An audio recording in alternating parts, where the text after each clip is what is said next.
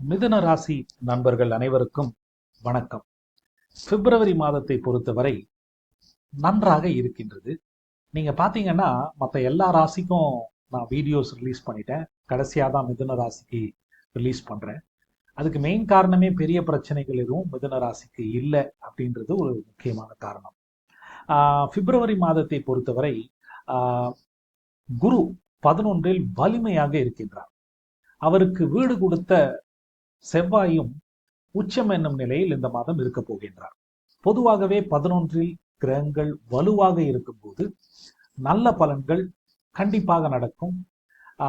நீங்கள் எதிர்பாராத சில நல்ல விஷயங்களும் இந்த மாதம் நடப்பதற்கு வாய்ப்பு இருக்கு.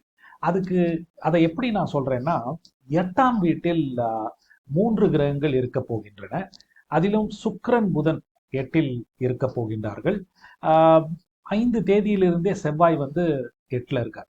செவ்வாய் 8ல இருக்கிறது தான் மிதுனத்துக்கு ஒரு பிரச்சனையான விஷயம். மற்றபடி அனைத்து கிரகங்களுமே ஏதோ ஒரு விதத்தில் உங்களுக்கு நன்மை செய்யக்கூடிய நிலையில் தான் இருக்கின்றன. சுக்கிரனும் புதனும் அந்த இணைவு ஒரு சுபத்துவமான இணைவு. அதனாலதான் எதிர்பாராத சில நல்ல விஷயங்களும் எதிர்பாராத சில லாபங்களும் நடப்பதற்கு வாய்ப்பு இருக்கு அப்படின்னு சொல்றேன். சனி பிரச்சனையான நிலையில் இல்லவே இல்லை.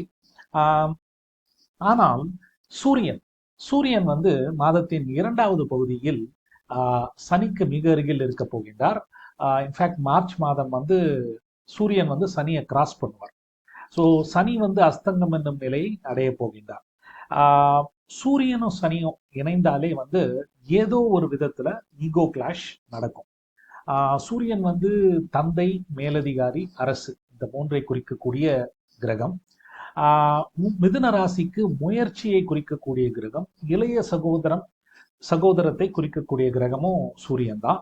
அதனால உங்களுக்கு முயற்சி இந்த மாதம் அந்த அளவுக்கு இருக்காது. ஓகே, மிதுன ராசினர் பொதுவாகவே நன்றாக முயற்சியில் ஈடுபடுவார்கள். பிரச்சனையை சால்வ் செய்ய வேண்டும், முன்னேற வேண்டும் அப்படின்ற ஒரு எண்ணம் மிதுன ராசினருக்கு எப்பவுமே அதிகமாக இருக்கும். இந்த மாதம் அந்த எஃபர்ட்ஸ் கொஞ்சம் கம்மியாகத்தான் இருக்கும்.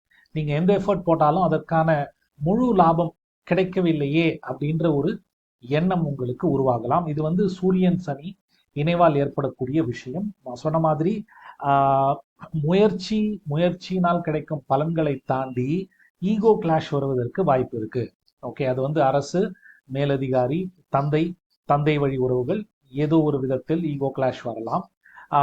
8ல் செவ்வாய் உச்சமாக இருப்பதால் அந்த ஈகோ கிளாஷ் கோபமாக கூட வெளிப்படலாம். ஸோ கோபத்தை கொஞ்சம் கண்ட்ரோல் பண்ணுங்க.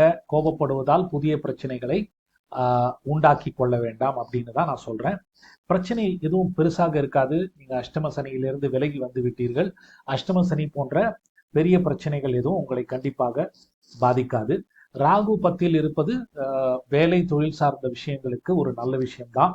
ஏதோ ஒரு விதத்தில் வேலை தொழிலில் முன்னேற்றமான ஒரு நிலையே இருக்கும். எப்படியாவது வேலையை முடித்துக் கொள்வீர்கள். ஏன்னா ராகு ஒரு சாமர்த்தியமான கிரகம். ராகு 10ல் இருப்பது நல்லதுதான். 4ல் இருக்கும் கேதுவால் உங்களுக்கு ஏன்னா 4ஆம் வீடு தாயை குறிக்கக்கூடிய இடம் இல்லையா, தாய்க்கு ஏதாவது ஒரு சில கருத்து வேறுபாடு வரலாம்.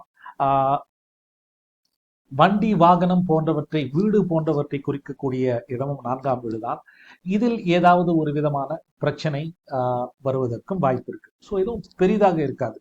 ஸோ இந்த மாதத்தை பொறுத்தவரை முக்கியமான ஈவெண்ட் என்றது செவ்வாய் 8ல் உச்சமாக இருப்பதுதான். அதுதான் கொஞ்சம் நெகட்டிவான ஈவெண்ட் மிதுன ராசினருக்கு அப்படின்னே சொல்லுவேன். நெகட்டிவ்ன்றதுனால ஏதாவது பெரிய பிரச்சனை வந்துருமா அப்படின்னு பயப்படாதீங்க. குரு 11ல் இருப்பதால் பிரச்சனைகள் ஒரு புறம் இருந்தாலும் லாபங்களும் முன்னேற்றங்களும் கண்டிப்பாக நிகழும்.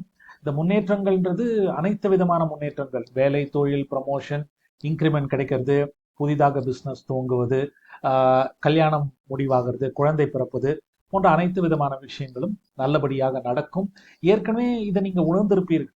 இதை இந்த மாதமும் மார்ச் மாதமும் அதிகமாக உணர்வீர்கள் அப்படின்னு நான் நம்புறேன்.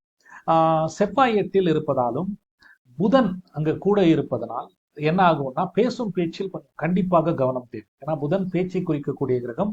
செவ்வாய் வேகம், சண்டை போன்றவற்றை குறிக்கக்கூடிய கிரகம். இவை இரண்டும் இணைவதால் நீங்க ஏதாவது சொல்லணும்னு ஒன்று நினைப்பீங்க, வேற ஏதாவது கொஞ்சம் வேகமாகவோ கோபமாகவோ சொல்லி விடுவதற்கு வாய்ப்பு இருக்கு. அதை கொஞ்சம் கேர்ஃபுல்லாக ஹேண்டில் செய்யுங்க அப்படின்னே நான் கூறுவேன். செவ்வாய் 8ல் இருந்தாலும் சுக்கிரன் அங்க இருந்து செவ்வாயை சுபத்துவம் படுத்துறார். ஓகே, புதன் இருக்கிறதுனாலையும் அது வந்து செவ்வாய் ஓரளவிற்கு சுபத்துவம் என்னும் நிலையை தான் அடைகின்றார். ராசிநாதன் 8ல் மறையலாமா அப்படின்ற ஒரு கேள்வி உங்கள் மனதில் எழலாம். ராசிநாதன் 8ல் மறைவது நல்லது இல்லை. ஆனால் இதற்கு எக்ஸெப்ஷன் அப்படின்னு பாத்தீங்கன்னா புதன் தான். ஏன்னா புதன் வந்து ஆராய்ச்சியை குறிக்கக்கூடிய கிரகம். 8ஆம் வீடு என்பது மறைவு ஸ்தானம். இந்த ஆராய்ச்சின்றது என்ன? மறைபொருள் மறைவாக இருப்பதில் தானே ஈடுபடுவாங்க. ஸோ அதனால 8ஆம் வீடு மிதுனத்துக்கு புதனுக்கு மறைவு வீடு அப்படின்னு நம்ம எடுத்துக்கொள்ளக்கூடாது. அது சனியின் வீடு. சனி ஸ்ட்ராங்கா இருக்கார்.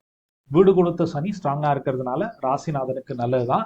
ஆனா பிரச்சனையான நிலைமை அப்படின்னு பாத்தீங்கன்னா ராசிநாதனான புதன் செவ்வாயுடன் இணைவு. ஏன்னா புதன் செவ்வாய் இணைவு அந்த அளவுக்கு நல்லது இல்லை. இன்ஃபேக்ட் புதன் செவ்வாய் இணைவு வந்து டிஸ்கிரிமினேட்டிங் கெப்பாசிட்டியை நல்லா கொடுக்கும். பல சக்சஸ்ஃபுல் இன்ஜினியர்ஸ்க்கு வந்து புதன் செவ்வாய் இணைவு இருக்கு.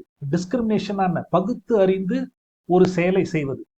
அதை வந்து புதன் செவ்வாய் இருக்கிறதுக்கு நல்லது. ஆனால் அது வந்து பாசிட்டிவான விஷயம். நெகட்டிவான விஷயம்னா நான் முன்பே கூறியது போல பேசும் பேச்சில் நிதானம் இருக்காது, விவேகம் இருக்காது, கோபம் இருக்கும், ஒரு விதமான ஃபோர்ஸ் இருக்கும். பேசிட்டு அதுக்கப்புறம் யோசிப்பீங்க. அந்த மாதிரி ஒரு நிலை மாதத்தின் 2வது பகுதியில் மிதுன ராசியினருக்கு ஏற்படலாம். எது எப்படி இருந்தாலும் குரு 11ல் இருக்கின்றது. குரு பலம் இல்லையா? குரு சூப்பர் ஸ்ட்ராங்கா இருக்கார். அதனால கண்டிப்பாக உங்களுக்கு லாபங்கள் ஏதோ ஒரு விதத்தில் பிப்ரவரி மாதமும் கண்டிப்பாக நிகழும். நான் போன மாதம் கூறியது போலவே எனக்கு எதுவுமே நடக்கல அப்படின்னு மிதுன ராசியினர் உணர்ந்தீர்களே ஆனால் உங்களுடைய சுய ஜாதகத்தை ஆராய்ந்து கொள்வது நல்லது. அநேகமாக அத்தகைய ஜாதகர்கள் வந்து ஒரு அவயோக தசையோ புக்தியோ போய்கொண்டு இருக்கும். ஏன்னா அவயோக தசாபுக்தி காலங்களில் தான் இந்த மாதிரி 11ல் வலிமையான குரு இருந்தும் நல்ல பலன்கள் நடக்காத ஜாதகர்கள் அப்படின்னு நான் சொல்லுவேன். ஸோ பிப்ரவரி சூப்பர் டூப்பர் மந்த். சில பிரச்சனைகள் அங்கொன்றும் இங்கொன்றுமாக இருக்கும். அதை பற்றிலாம் கவலைப்படாம கிடைக்கும் நல்ல வாய்ப்பை, கிடைக்கும் முன்னேற்றங்களை, கிடைக்கும் லாபங்களை நன்றாக பயன்படுத்தி முன்னேறுங்கள்.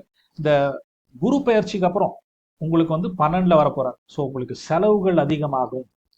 நீங்க சேமிக்கிறதுக்கு ரொம்ப கஷ்டப்பட போறீங்க மே மாசத்துலேருந்து. அதனால இப்போ கிடைக்கும் லாபங்களை, கிடைக்கும் ஒரு மணி ஃப்ளோவும் நல்லா இருக்கு.